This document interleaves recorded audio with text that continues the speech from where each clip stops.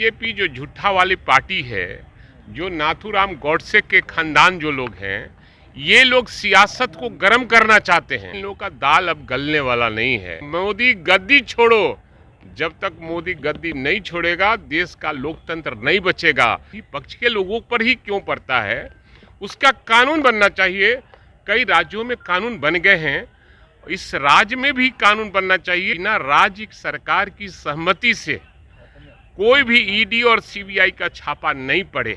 नमस्कार, आप देख रहे हैं लाइव बिहार। मैं हूं आपके साथ असलम अब्बास। राजद सुप्रीमो लालू यादव सहित उनके परिवार के कई सदस्यों के खिलाफ केंद्र की एजेंसियां लगातार कई मामलों में पूछताछ कर रही है और कई मामलों में समन भी जारी हो चुका है।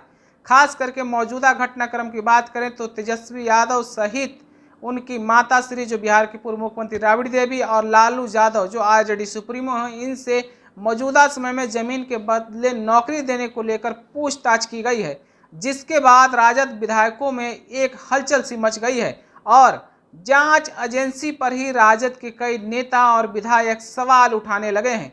इसी को लेकर राजद के विधायक भाई वीरेंद्र सदन के अंदर लेकर भी इस बात को उठाया था और सदन के बाहर भी इस बात को उठाया और उन्होंने कहा है कि केंद्र के जितने भी जांच एजेंसी हैं उनको बिना इजाज़त राज्य में प्रवेश नहीं करने दिया जाए। उन्होंने कई राज्यों का उदाहरण भी दिया और कहा कि जिस तरह से दूसरे राज्य बिना इजाज़त से केंद्रीय एजेंसी को नहीं आने देते हैं, बिहार भी उसी पैटर्न उसी नियम को फॉलो करे, जिसको लेकर वो सदन के अंदर भी बात रखे थे और सदन के बाहर भी उन्होंने पत्रकारों से बातचीत करते हुए कहा है कि अब जो भी सरकारी एजेंसियां हैं जो केंद्र सरकार के अधीन है वो निष्पक्ष ना होकर सिर्फ और सिर्फ विपक्ष के नेताओं को परेशान कर रही है। इसलिए अब हम लोग सरकार से मांग कर रहे हैं कि बिना इजाज़त राज्य में कोई भी केंद्रीय एजेंसी प्रवेश ना करे।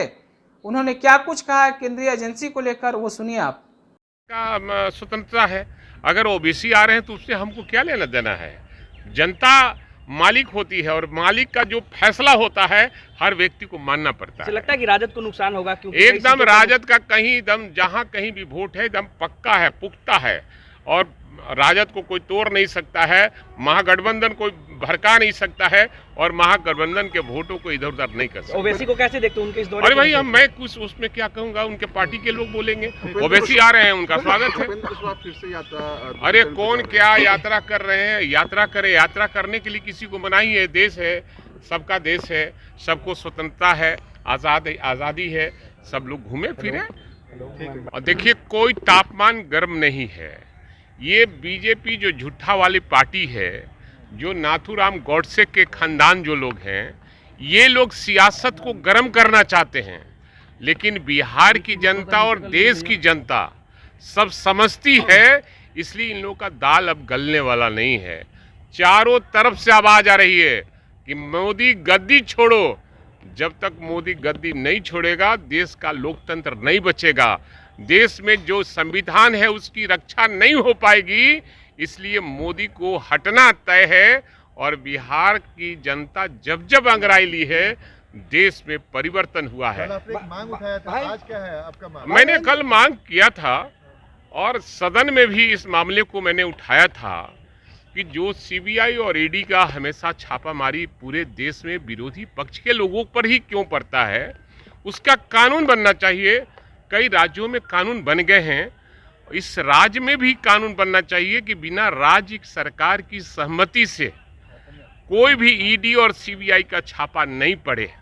मैं कल सदन में भी बोला हूं और आप लोगों ने देश और दुनिया में चलाने का भी काम किया है। तो बात कही है, मांग उठाई, लेकिन सरकार की तरफ से कोई आश्वासन नहीं। अरे सवाल है कि बोलने पर तुरंत आश्वासन थोड़ी मिलता, लेकिन मुख्यमंत्री का एकदम हामी भरने जैसा उनका था और मैं आज पत्र दे रहा हूं और आज माननीय मुख्यमंत्री जी को मैं पत्र लिख रहा हूं। जरूरत पड़ी थी और सदन में और भी कई प्रक्रियाएं हैं, उस प्रक्रिया के तहत हम सदन के नेता को और सरकार को ये मांग करेंगे और हमको लगता है कि अन्य राज्यों में जिस तरह से इस तरह से कानून बना है, बंगाल सहित कई राज्यों में, इस राज्य में भी बनेगा। हमें विश्वास है, भरोसा है। भाई वीरेंद्र जी, एक सवाल है कि पूर्णिया में आप लोगों ने महागठबंधन की बड़ी रैली की, अब तो आपने सुना किस तरह से भाई वीरेंद्र केंद्रीय एजेंसी की निष्पक्षता पर सवाल उठा रहे हैं, उसके क्रियाकलापों पर सवाल उठा रहे हैं और साफ तौर पर कह रहे हैं कि ये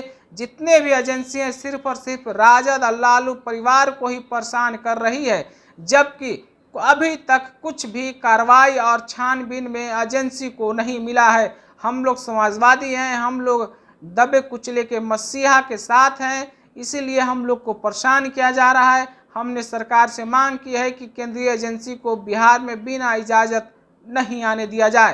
तो अब ये देखने वाली बात होगी कि बिहार सरकार क्या इस मुद्दे को, क्या इस प्रस्ताव पर विचार करती है। बताते चलें आपको कि मौजूदा समय में बिहार की जो सरकार है वो महागठबंधन की सरकार है और राजद उसमें सबसे बड़ी साझेदार पार्टी है। तो इस खबर के बारे में आप क्या सोचते हैं, कमेंट करके हमें ज़रूर बताइएगा। अगर आपने हमारे चैनल को सब्सक्राइब नहीं किया तो सब्सक्राइब कर लीजिए। अगर ये वीडियो फेसबुक के माध्यम से देख रहे हैं तो अधिक से अधिक लोगों तक शेयर करना ना भूलें। तब तक के लिए शुक्रिया। लाइव बिहार यूट्यूब पर सब्सक्राइब और फेसबुक पर लाइक जरूर करें।